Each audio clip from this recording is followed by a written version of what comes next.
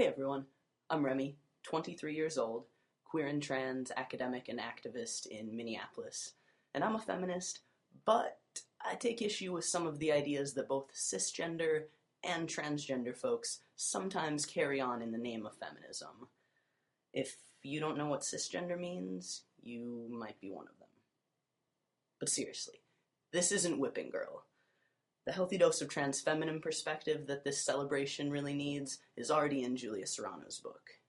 This is a transmasculine perspective on what I believe is the new face of feminisms.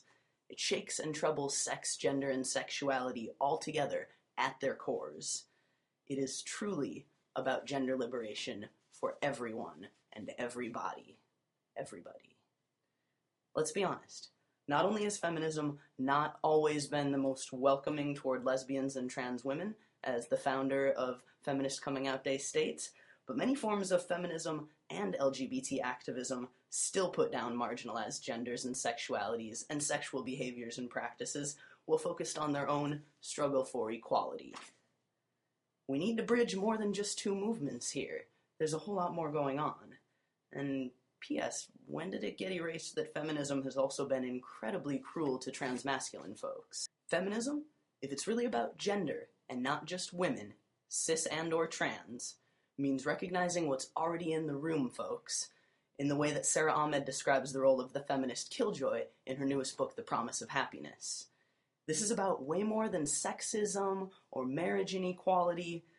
Feminism, to this feminist butt, means working together through all of the genderist, racist, classist, transphobic, and downright oppressive words still spouting from the mouths of what I consider rather unfeminist feminists, as well as LGBT or queer and trans folks. Take these not-so-fictional and anonymous bits of chatter on, fellow feminists. I need your help. 1.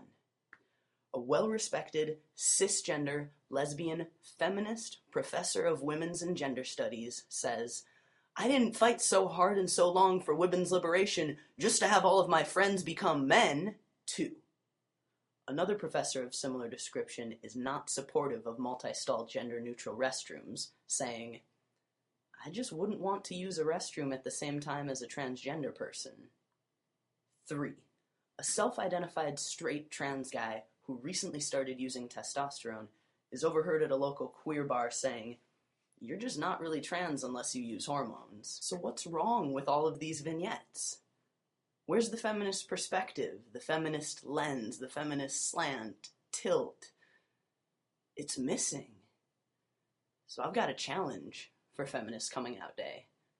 I'm coming out as a feminist, but declaring that I have huge problems with racism, classism, ableism, transphobia, trans exclusion, talking about gender liberation in terms of women and men. My challenge for all of you for the first ever Feminist Coming Out Day is to think really critically about our own implications and roles in these very systems that I've laid out with the 3 previous vignettes. Think about what's wrong with those pictures, and what's your role in stopping, in interrupting, in problematizing, because that's where feminism's at. The truth is, we all benefit by co-creating a world in which gender liberation is a reality for all people, all bodies, everyone. And that's why I'm here with my shirt off, to show as an example what a transmasculine feminist butt looks like.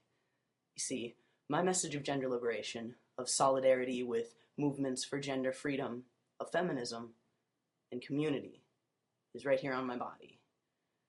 Even if you can't read it.